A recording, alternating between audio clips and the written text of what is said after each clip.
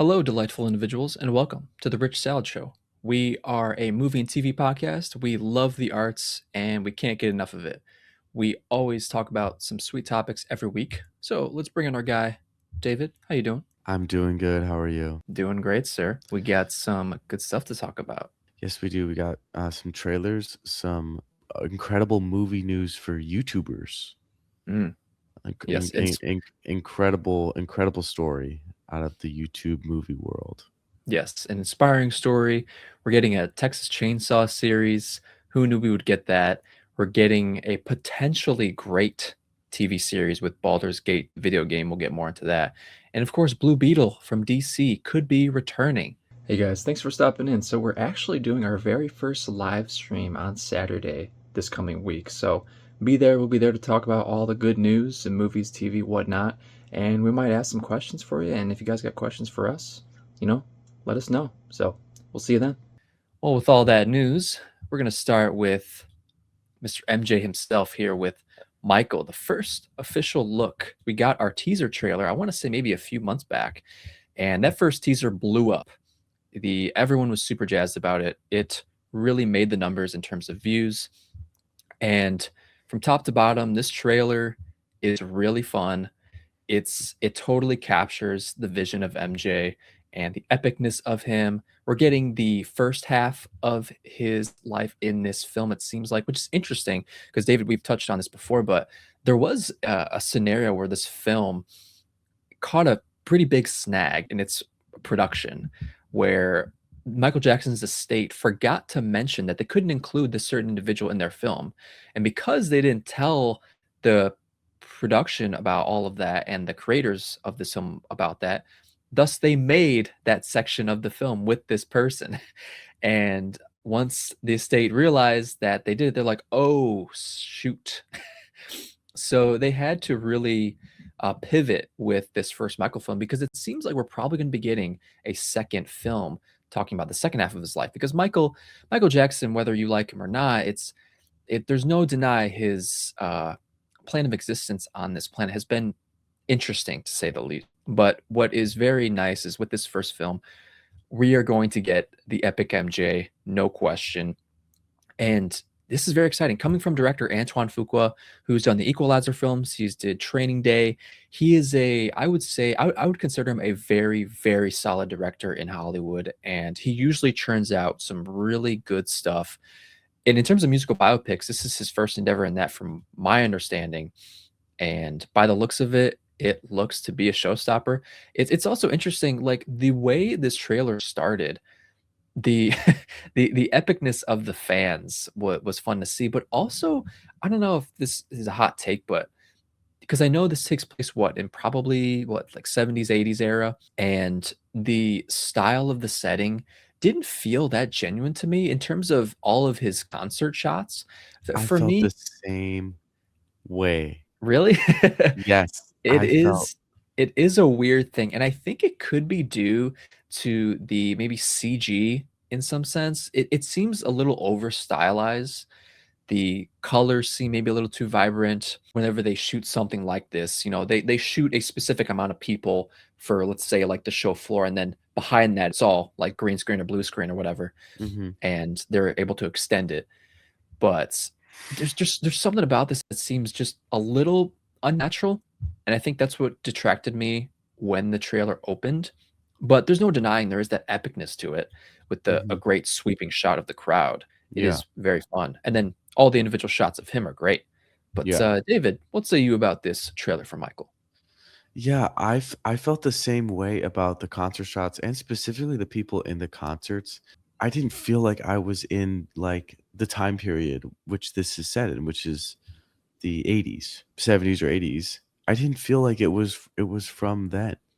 Um, which I don't know if that was intentional. Like, I don't know. I really liked the shots of him specifically. When I have seen Michael Jackson perform on video, you get that you're getting that perspective from an '80s camera, a '70s camera. With the trailer, it's almost like you're immersed in his life and in his performance and who he is. and it comes through really well in the movie style, the cinematic style. So I again, like you said, it's gonna be an absolute banger. It looks really good. So it's like even before the teaser, I was like, is this something that I'm gonna want to see? And then I'm watching the trailer, I'm like dancing on to the songs, like Yeah. you just can't not move when it does look really, really good. Yes. Yeah. I think in terms of the numbers, it's probably gonna make 1,000,000,000. The first musical biopic to make 1,000,000,000, I think, is here with Michael. The last film to get close to it was Bohemian Rhapsody, which I wanna say made in it was in the 7 to 8 or 7 to 900 range million. I wanna say it was in the 900s, but it was really close. I think MJ has the potential to do that is very exciting because we want our movie theaters to succeed. We want our movie theaters to make all the money they can. The movie theater experience is so special. So and especially seeing a film like this in theaters is gonna be electric. Just like you said, you can't not move with something like this. But not only with the music, but it seems like we're gonna be getting a great story with Michael himself and his family. What was really cool, this Coleman Domingo, holy cow, and, I mean, they did prosthetics a little bit on his face, and he looks amazing. His voice he's one of those guys with a voice that whenever he comes on screen, you're like, "Whoa."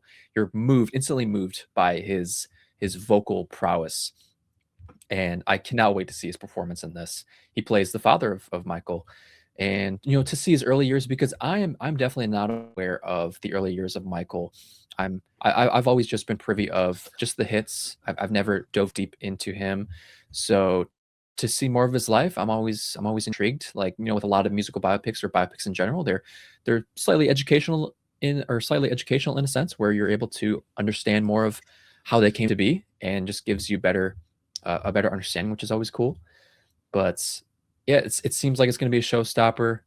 Super excited to see it coming out in April. And yeah, I was curious. I was going to say I was wondering if it was going to there was going to be a Super Bowl trailer, but it seemed like we got a trailer right before it because some people want to dodge the Super Bowl with that $5 million payout you got to do to get a spot. I think it's like 7. Is it 7? Yeah, 30 Damn. seconds. Holy cow. I feel like if Michael's confident is gonna make a billion, they're probably gonna have something on the Super Bowl. Yeah, I mean, they could have like a 30-second spot potentially, Yeah. because even though they released the trailer now, I mean, I would say probably not at the moment since they already dropped something, but who knows? We could get something pretty quick. I mean, honestly, if they did like a 10-second spot just with him in the Thriller music video stuff, like all this, that'd be pretty sweet. We get the epicness of this trailer, Michael coming in hot in April, probably the first musical biopic to make 1,000,000,000. Lots of exciting stuff to come. It's gonna be a big year for movies. Michael, trailer. Let us know your thoughts, guys, if you're excited for it. All right. With that down, we're moving on to our next topic. And we're getting into a really sweet success story for the YouTuber Markiplier. So if you did not know, is it Markiplier? That's why it's called Markiplier? His real name is Mark Fishbach. Mark Fishbach. How about that? I would not have I would not have guessed that. So our guy Mark, he has around so it's like 38 million subscribers on YouTube, and he decided to fund, direct, create, be the head honcho of his own feature film called Iron Lung, based on a video game, a very small indie video game. It seems like that is about a convict who is tasked with being submerged on a desolate moon in a ocean of blood, and he's tasked with it's kind of like finding stuff or just navigating an ocean of blood. And it sounds very gloom and doomy, and could be a thriller, could be suspenseful, could be horror. And it seems like the trailer, what we were given, it seems like that's what it is, or that's what it was. And with that, he funded all this. He produced it, self-produced it. He made back way more than he probably thought he would have. And so he put around, I want to say it was like $3 million for the whole thing, and made back 20 million globally in the opening weekend, I think, Yeah. which that's insane.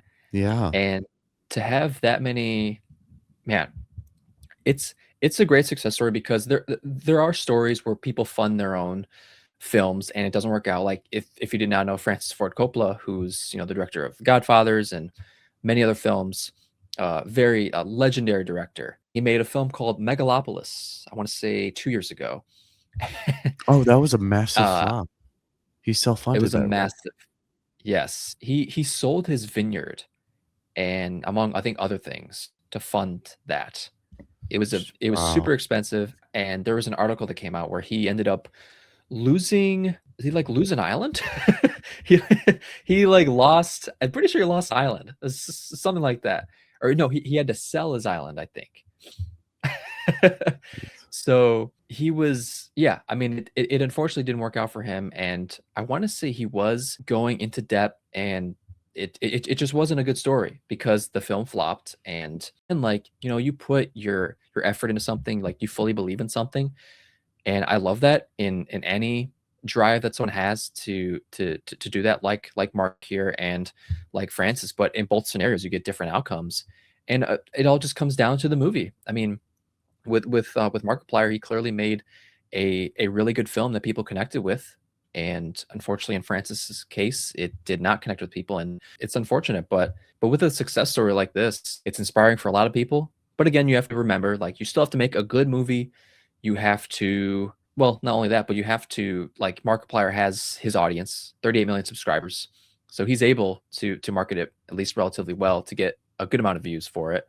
So he has that audience that he can go to. But among that, he did a great job with this. I know it. He was talking to studios about it, seeing if they could distribute it for him, but and other movie executives just kind of turned him down, and he just they weren't giving the project the respect that it deserved for him, and he's just like, all right, guys, well, I'm just gonna do this on my own, and it totally worked out. David, curious, what do you think about this story? I know it's inspiring. It's just a great thing to happen for a creator like himself and for movie theaters to make money. What say you about this? Yeah, I mean, this is revolutionary.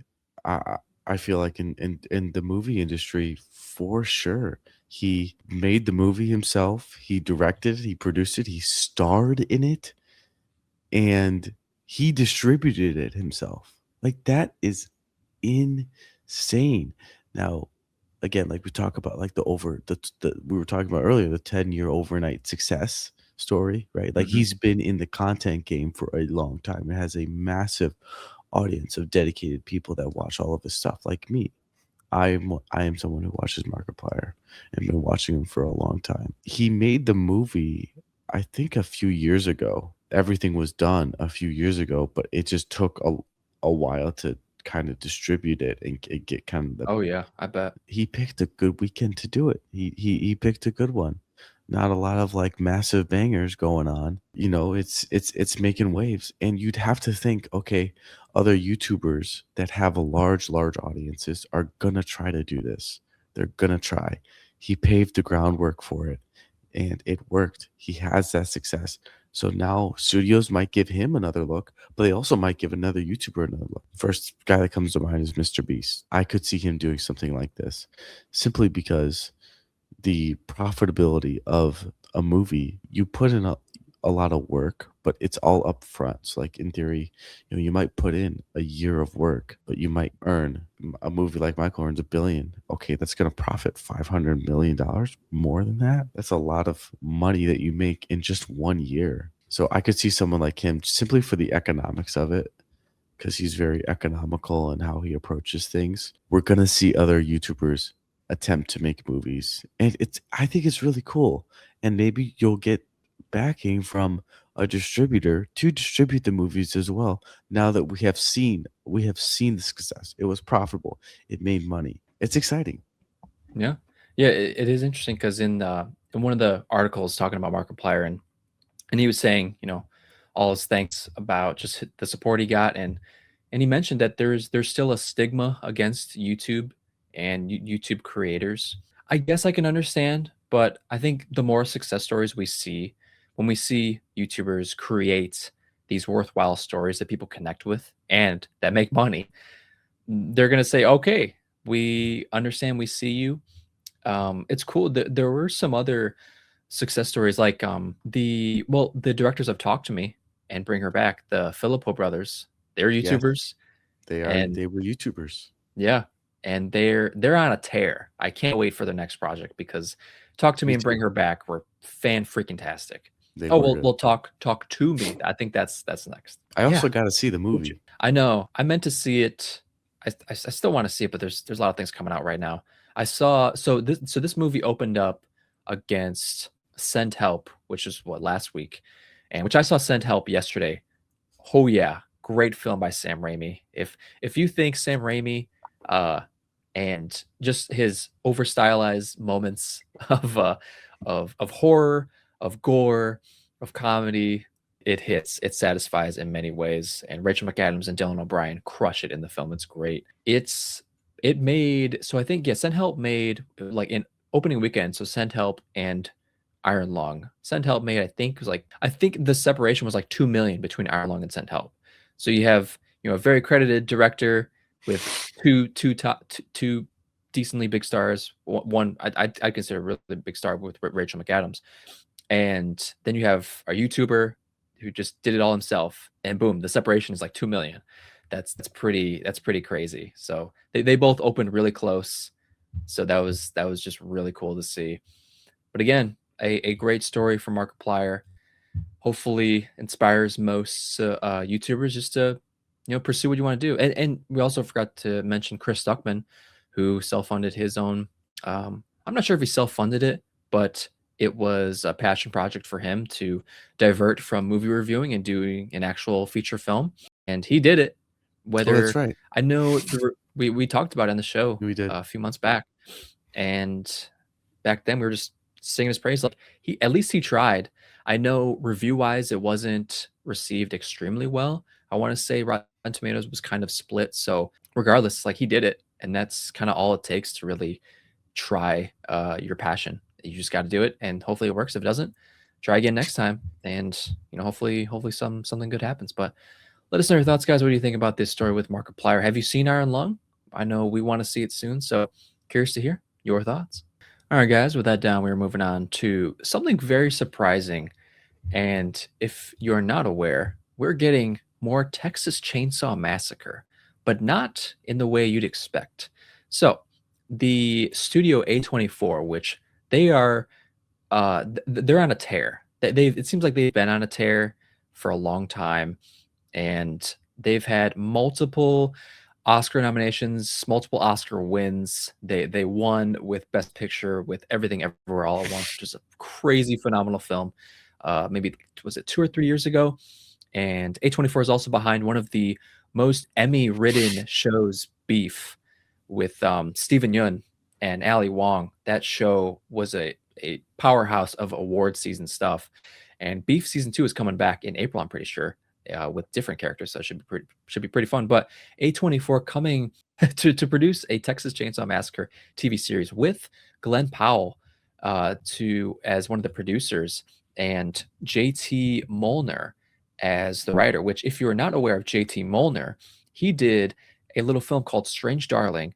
Came out, I want to say 2 years ago, and it's crazy good. It's one of those little films that shock you and surprise you in the best type of way. You never really know where it's going.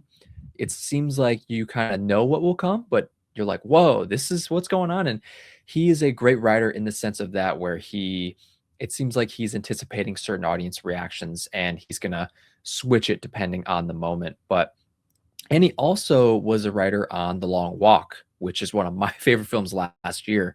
It is crazy good how just visceral it is, and the message behind it is really beautiful. So, with Texas Chainsaw Massacre, can it work as a TV series? Because Texas Chainsaw has always been a one of those horror villains that has kind of eluded me, and it's like he's not like a cool horror villain. Like you think of cool horror villains, you think of Freddy, you think of Jason, you think of Michael Myers, you think of Ghostface and Scream. Like those are like the quote unquote cool horror guys. But Texas Chainsaw with Leatherface, he's tough to look at because he's not the prettiest dude.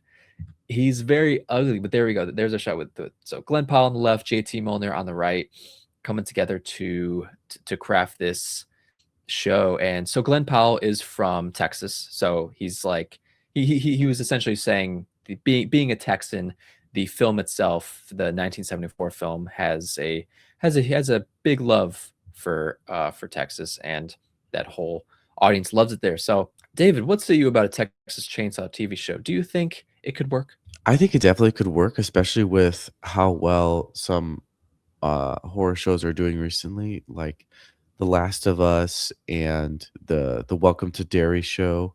So Welcome taking to on Derry. Oh my God, yes, yes, it's Derry. good. Oh, So taking on an existing IP like Texas Chainsaw, I feel like, I feel like if it's done well, and it's got some good people behind it, I feel like it would do well, it'd be successful. yeah, I think we I'm glad you brought up Welcome to Derry, because that is, I mean, granted, like, the story of it and Pennywise is rich with the book. Texas Chainsaw, I don't know if there's been any novels of sort. I'm assuming not. There's been a lot of films, depending on the lore, I don't know what they could tie on. But what really has me enamored, and what really could make this special, is just like I said earlier, with Leatherface being not like the cool horror villain. He's very tough to look at. Being A24, and A24 is really well known. They touch on a lot of different genres. They haven't really touched on like super fantastical things, even though they are. Oh, they're tackling that Elden Ring movie, I think. I think they're attached to it. You're doing Elden Ring? Yeah. So Wow. the director of Civil War, Alex Garland, he's attached to it. I'm pretty sure you sent me an article one day about it. Oh, I Maybe it think I was a while did. ago. Yeah, Yeah. that's So yeah, yeah. so I think A24 is attached to that. Well, because also A24 was attached to Civil War. I'm pretty sure it was. I could be wrong. All they need to do with Leatherface is just really, like, the thing about great villains are the ones that we can connect with and relate to, in a sense, and just understand. And with the TV show format, I think Welcome to Derry did it really well too, with giving us the backstory of Pennywise and letting us to understand him more. That's what this show could do for Leatherface, for Texas Chainsaw. Just give us a broken character and give us more of who he is and why he does what he does, so we can understand him. And I'm very curious who's going to play Leatherface. You got to cast someone who has the chops that can pull that off. And with A24, I feel like that's a direction they would go, where it's like you get the emotion from him, you can understand him more. Therefore, once you go with him throughout the series, you're just kind of fighting with like the audience is fighting with ourselves. Like, oh, I feel so bad for him, but he's a bad guy.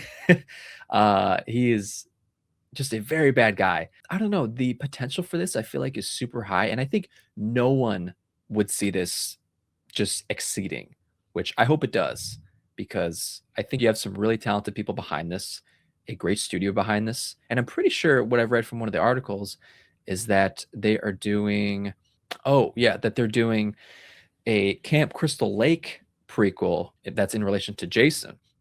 So they're cranking out horror left and right. So that's always interesting to see. So curious to see how that shakes out. But what's really cool is, like, with the world of horror right now, in the film, in films, in TV, we're in like a renaissance. I mean, last year was a stacked row of great horror films. Final Destination, you had Weapons, you had Bring Her Back. We are just talking about the Filippo brothers before. You had some great horror television with, in my opinion, Alien Earth. I loved Alien Earth. I don't understand the flack it gets. I get it because of the last episode. Other than that, first preceding episodes were freaking great. Loved it. And then we also had Welcome to Derry. Just exceeded every expectation. That show was showstopper. It was so good. So coming into 2026, curious to see how this Texas Chainsaw show shakes out, because it could be pretty darn good if we make them relatable, if we make them, if we connect to them on emotions. But yeah, very excited to see how that shakes out. Let us know your guys' thoughts. What do you think about a Texas Chainsaw show coming? Do you think it can succeed? What do you hope to get out of it? Curious to hear your thoughts. All right, guys, with that down, we're moving on to our next topic, and we're getting into Baldur's Gate 3. So if you're not aware of Baldur's Gate, it is a very popular video game that won pretty much like every award at the Game Awards. What was it? I think last year. or 2 years ago. The amount of just success that this game has gotten was crazy, and most people have considered it one of the best games of all time. And we just got word that Craig Mazin of The Last of Us is coming in to make this into a show. Now, it was interesting. So he's not adapting anything. This is a sequel to the game, which is making me want to play the game now. But then again, the style of the game almost kind of it doesn't seem like my style of game, but I still might have to get into it because again, the success that it's gotten was insane. And it's just like millions of players have playing it. But with Craig Mazin coming in to do this, it is huge news because Mazin has created and co-created some of the greatest shows that we've gotten, in my opinion. I mean, Last of Us season 1 and season 2 have been nominated for, best drama at the Emmys. It's gotten the highest honor it can get, and the flack that season 2 gets for Last of Us, I don't get it. It's great. Granted, I think like 7 episodes. I That's the hate the only low thing. episode. Yeah, that bugs the shit out of me. I That's the can't. only flack it deserves, is it's too short. Absolutely. And now what it seems like is reports are saying that season 3 of The Last of Us will be the last we get of The Last of Us. So it makes sense for Craig Mazin to plant his flag in something new, and that's Baldur's Gate. Now, he also came up with doing the show Chernobyl, which was like a limited series on Oh, HBO, really? just one He season. did Yeah. that? Yeah. Did you see it? Wow. I didn't see it, but I've heard so many great things about it. I know, me too. Yeah, I need to see it because he's one of those creators that I love to hear because he also after they did well, every time they would make a new season of Last of Us, they would do accompanying podcast along each episode, and him and Neil Druckmann would be on there talking about it.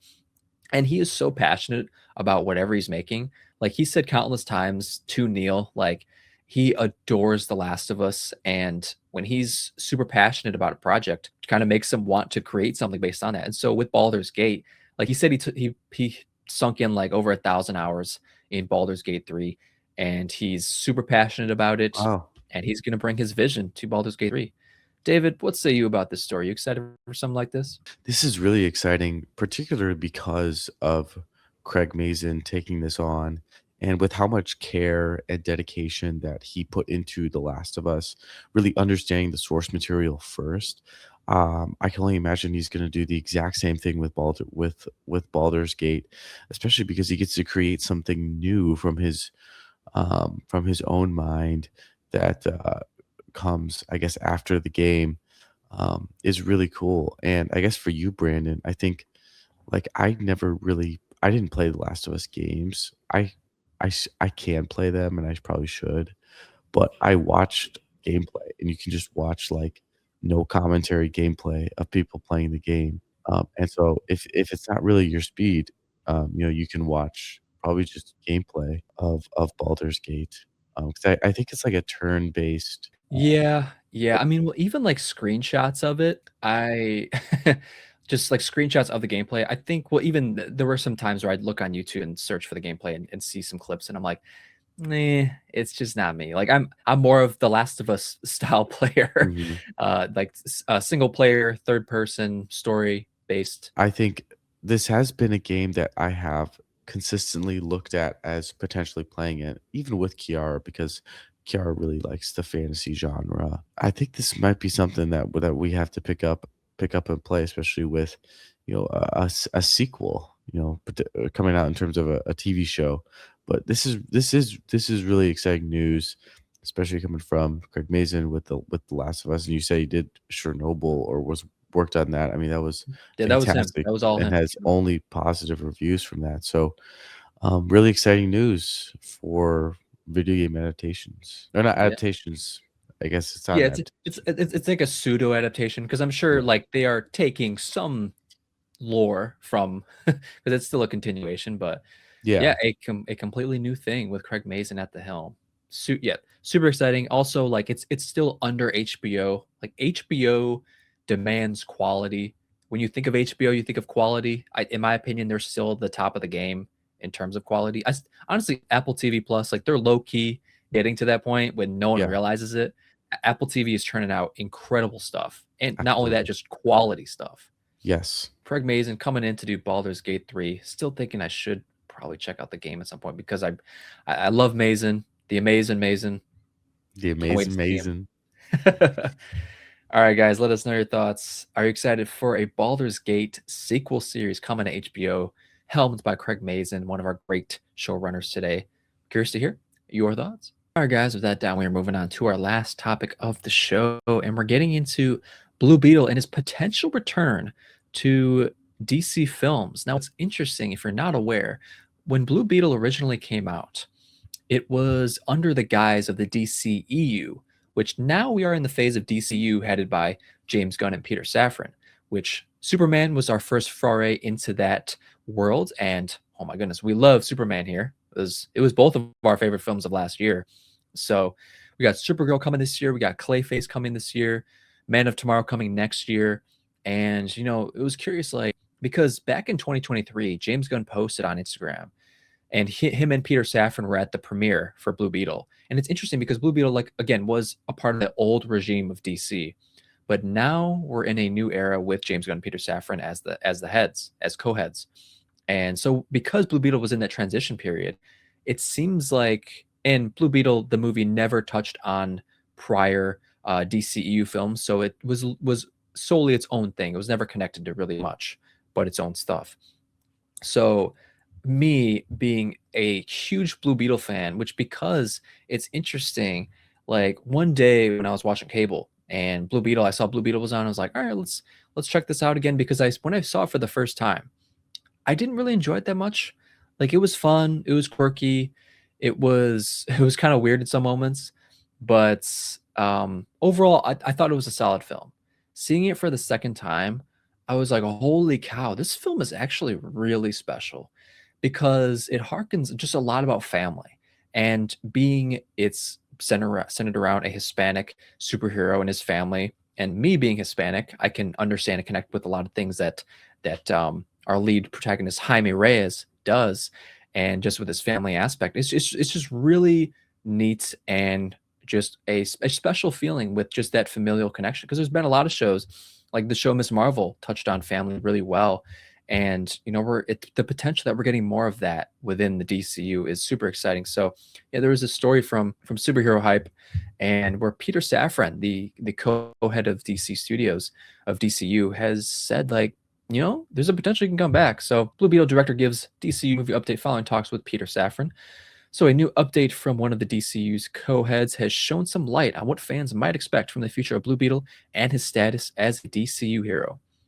So in a recent interview with The Wrap, Peter Safran was asked about the potential return of Jaime Reyes. Although the Blue Beetle movie came out prior to the DCU's official start, Gunn has noted that the character does exist in the DCU. Peter Safran saying, I don't think that chapter has been closed. I've had friendly conversations with Peter Safran and John Rickard, and I know James is a huge fan of Blue Beetle, and he said multiple times that Blue Beetle is a part of the DCU. So, I mean, there's our confirmation that they still have Blue Beetle attached to the DCU, which I'm just super jazzed about. I love this character. I've come to love this character even more. The style, like the visual style of Blue Beetle himself is super cool. Just how he's almost like Green Lantern in a little bit of a sense, where he can kind of just create different weapons out of his armor, and just the whole idea of the Scarab is super cool. It's almost like a Green Lantern ring as well, where the Scarab is is an alien, and it chooses its host very wisely. It's very selective in who it chooses, and Jaime was the chosen one. And the the way the beetle itself gets in you was quickly described in the film, which is really funny. um, he goes up the ass. So in this film, it's just really great. That's hilarious. it's it's hilarious. Yeah, it's touched on really quickly in the film in a very funny way. It's hilarious. Again, I'm super excited about this. Now, it's not like hard concrete confirmation that he's gonna come back, that he's gonna be in like some in the DCU in the next 5, 10, in the next 5 years. Who knows? I mean, there's still a chance he might not even return, but right now, the guy who plays Jaime Reyes, Jolo Maridueña, he is great. He was in Cobra Kai. I'm a huge Karate Kid fan, so I love this guy. And again, just with the familiar aspect of this film was great. And to see more of that, I am so down for. George Lopez was in this film too. God, I love George Lopez so much. Playing Azagi was great. But David, what's say you about Blue Beetle? Are you curious? I know I'm pretty sure you haven't seen Blue Beetle, but just everything I've described. Curious what your thoughts are on the news. This is good news. You know, James Gunn and the new DCU, to potentially bring back a character that, maybe didn't perform well, at least initially. Yeah, it did not. Yeah, but to have, bring it back because it's still interesting, and like you said, the I don't know much, to be honest, but you were talking about how he can make weapons from his armor. That Mhm. seems pretty cool. I always love when movies heavily focus on family in that aspect, and so having that theme come to the DCU would be, I think, really cool, and I would be excited to see it. Yeah, there was some really great imagery in this film too. Like there were things that this film did where I'm like, whoa, they really went there. So it was just great, man. There was a I mean, so this is his grandma, and Wow. yeah, her like I again like upon the first watch, I was like, a little quirky, but on the second watch, I'm like, okay, I'm in, and she's great. We'll see where it goes. Like again, this could go nowhere. They're just saying, yeah. I mean, we still have him in mind. I know there was talk that there could be an animated show with him. I honestly could give two rats ass about that. I want him in live action Yeah. because this is where he's going to shine. And yeah, and like you said before, like the first one did not perform well, and if he's brought back, hopefully maybe a next film could perform well. And with the because like with the DCEU, that was on a down slope. It was going nowhere. It was dead in the water, and this came out at the tail end of that. What do you think is going to happen? Like it's not going to perform well because Right. the hype for DCU wasn't there. Blue Beetle potentially coming back to the big screen. I'm super excited about it. Hopefully it happens. If it doesn't, that's it's fine. We shall see. Curious to hear your thoughts, guys. What do you think about that? Are you excited to see Blue Beetle if he returns to the DCU? Let us know.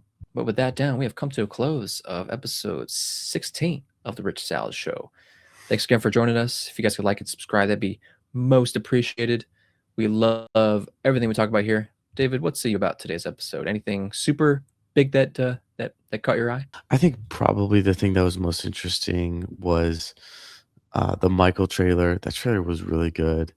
Um, and then Markiplier, Mark Fishbach, taking his movie by the reins and carrying the torch for future YouTubers to produce awesome, compelling, and amazing movies in the future. Go Yes. Markiplier. Go Mark, Marky Mark.